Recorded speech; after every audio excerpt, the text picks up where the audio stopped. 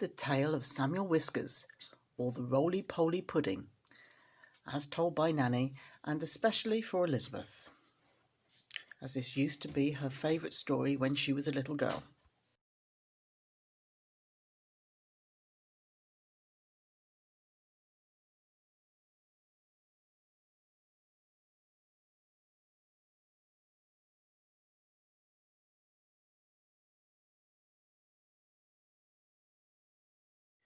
Once upon a time there was an old cat called Mrs. Tabitha Twitchit, who was an anxious parent. She used to lose her kittens continually, and whenever they were lost they were always in mischief. On baking day she was determined to shut them up in a cupboard. She caught Moppet and Mittens, but she couldn't find Tom. Mrs. Tabitha went up and down all over the house mewing for Tom. She looked in the pantry, under the staircase, and she searched the best spare bedroom that was all covered up with dust sheets. She went right upstairs and looked into the attics, but she couldn't find him anywhere. It was an old, old house, full of cupboards and passages.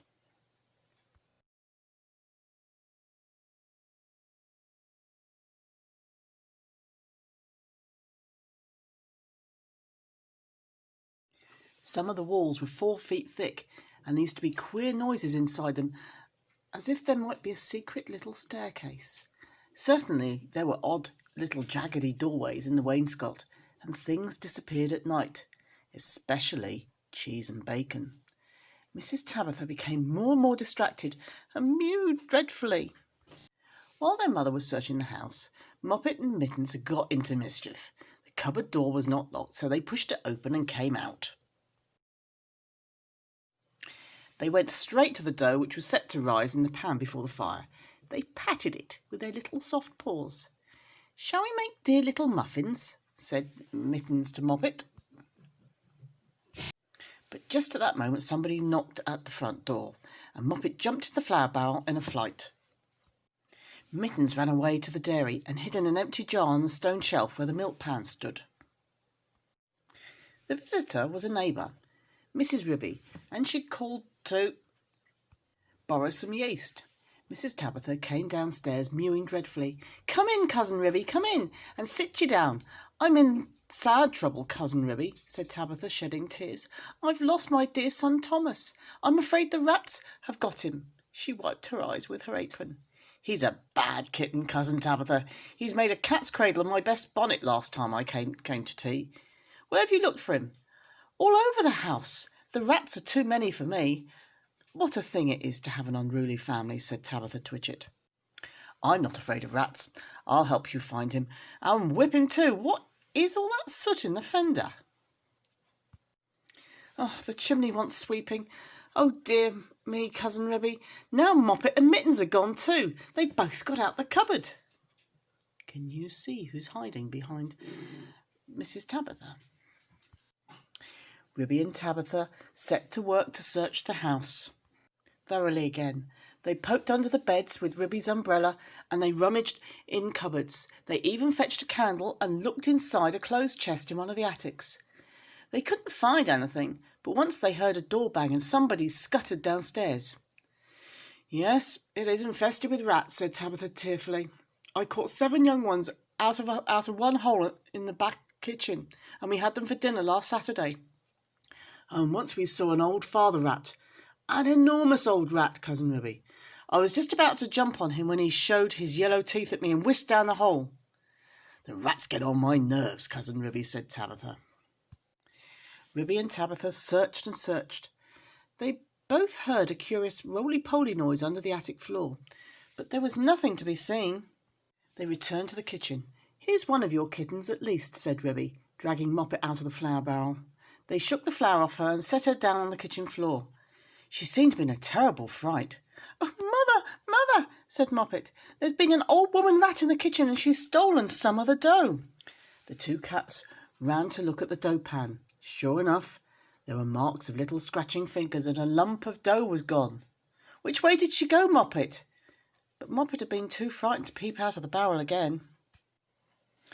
Ribby and Tabitha took her with them to keep her safely in sight while they went on with their search.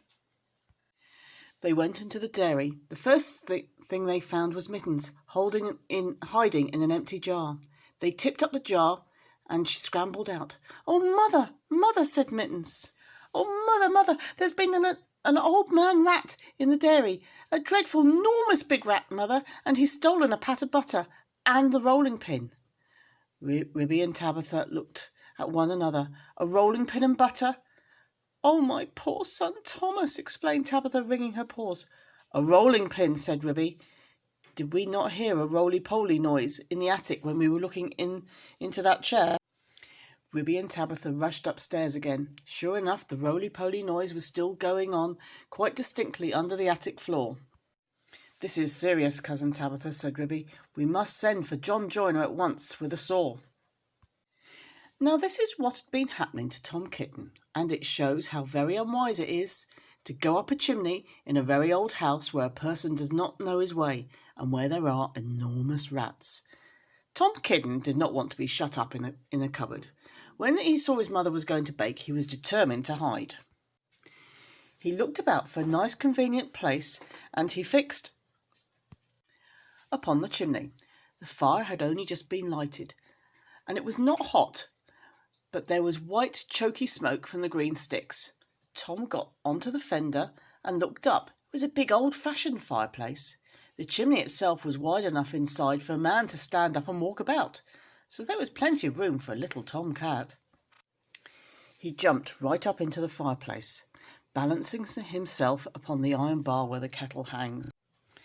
Tom Kitten took another big jump off the bar and landed on the ledge high up inside the chimney, knocking down some soot into the fender. Tom Kitten coughed and choked with the smoke, and he could hear the sticks beginning to crackle and burn in the fireplace down below. He made up his mind to climb right up to the top and get out onto the slates and try and catch sparrows. "I cannot go back. If I slipped, I might fall into the fire and singe my beautiful tail and my little blue jacket." Can you see the top of the chimney and the sparrows at the top? That's where Tom Kitten wanted to come out. The chimney was a very big old-fashioned one. It was built in the days when people burnt logs of wood upon the hearth.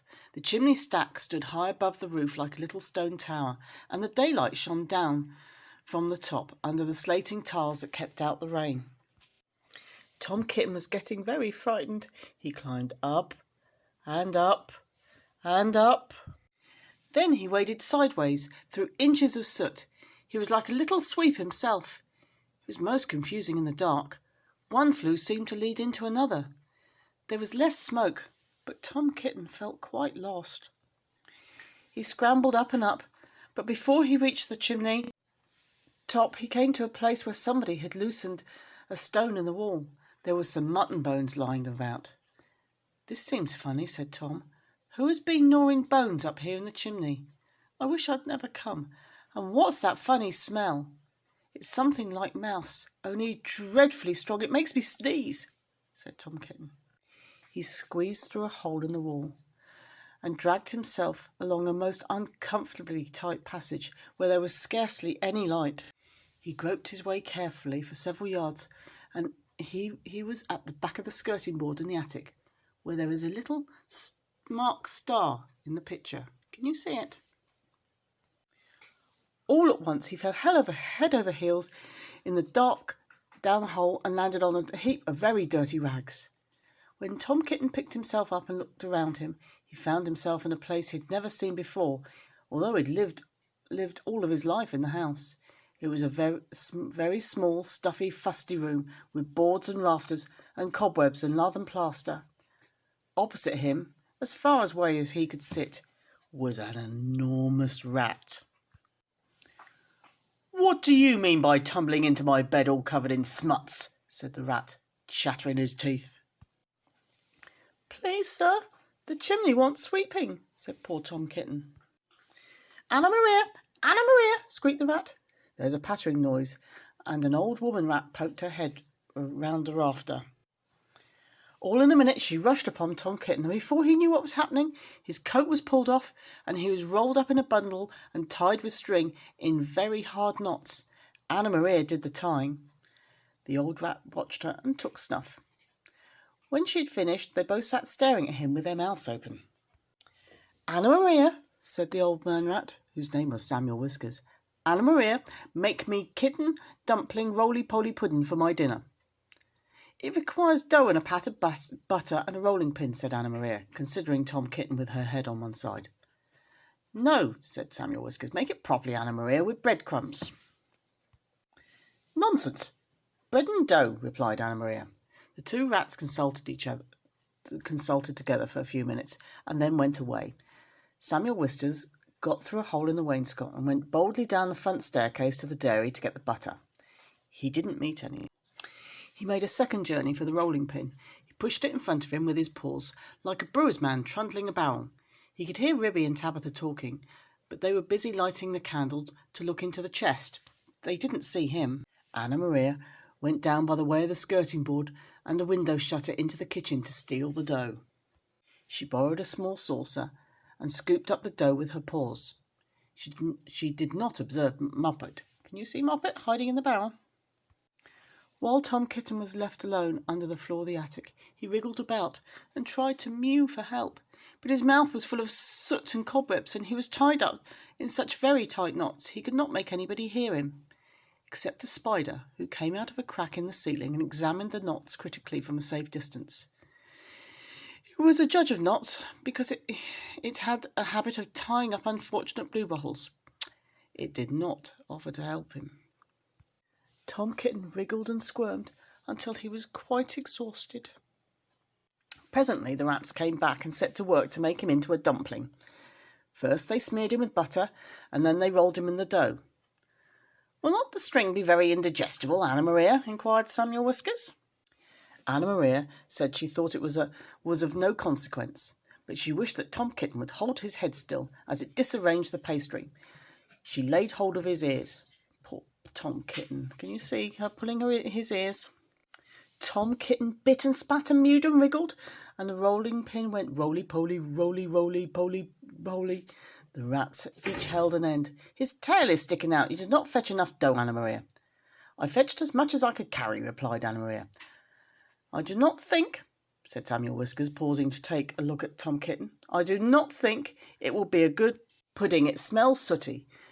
Anna Maria was about to argue the point when all at once there began to be other sounds up above, the rasping of a noise of a saw, and the noise of a little dog scratching and yelping. The rats dropped the rolling pin and listened attentively. "We are discovered and interrupted, Anna Maria.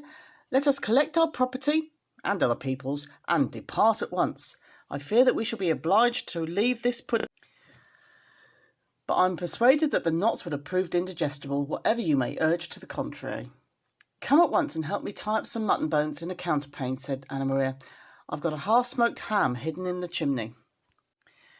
So it happened that by the time John Joiner had got the plank up, there was nobody under the floor except the rolling pin and Tom Kitten in a very dirty dumpling. But there was a strong smell of rats, and John Joiner spent the rest of the morning sniffing and whining and wagging his tail and going round and round with his head in the hole like a gimlet. Then he nailed the plank down again and put his tools in his bag and came downstairs.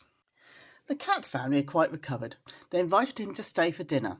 The dumpling had been peeled off Tom Kitten and made separately into a bag pudding with currants in it to hide the smuts. They'd been obliged to put Tom Kitten into a hot bath to get the butter off. Tom Kitten smelt the pudding, but he regretted that he had not time to stay to dinner because he had just finished making a wheelbarrow for Miss Potter, and she'd ordered 2 hen coops. And when I was going to the post late in the afternoon, looked up the lane from the corner, and I saw Mr. Samuel Whiskers and his wife on the run, with big bundles on a little wheelbarrow which looked very much like mine. They were just turning in at the gate to the barn of Farmer Potatoes. Samuel Whiskers was puffing and out of breath. Anna Maria was still arguing in shrill tones. She seemed to know her way, and she seemed to have a quantity of luggage. I'm sure I never gave her leave to borrow my wheelbarrow. They went into the barn and hauled their parcels up with a bit of string to the top of the haymow. After that, there were no more rats for a long time at Tabitha Twitchet's. As for Farmer Potatoes, he had been driven nearly distracted There are rats and rats and rats in his barn, and they eat up the chicken food and steal the oats and the bran, and they make holes in the meal bags. And they were all descended from Mr. and Mrs. Samuel Whiskers, the children and the grandchildren and the great-great-grandchildren. Can you see all the rats? Why don't you try and count them? And look what they've done to that bag of oats. They've made a hole in the bag of oats and it's all over the floor. There is no end to them. Look at them, they're all in the bags everywhere. Moppet and Mittens have grown up into very good rat catchers. They go out rat catching in the village and they find plenty of employment. They charge so much a dozen and they earn their living very comfortably. They hang up the rats' tails in a row on the barn door to show how many they've caught. Dozens and dozens of them. But Tom Kitten has always been afraid of a rat, and he's never durst face anything that is bigger than a mouse. And that's the end of the tale of Samuel Whiskers and the roly-poly pudding.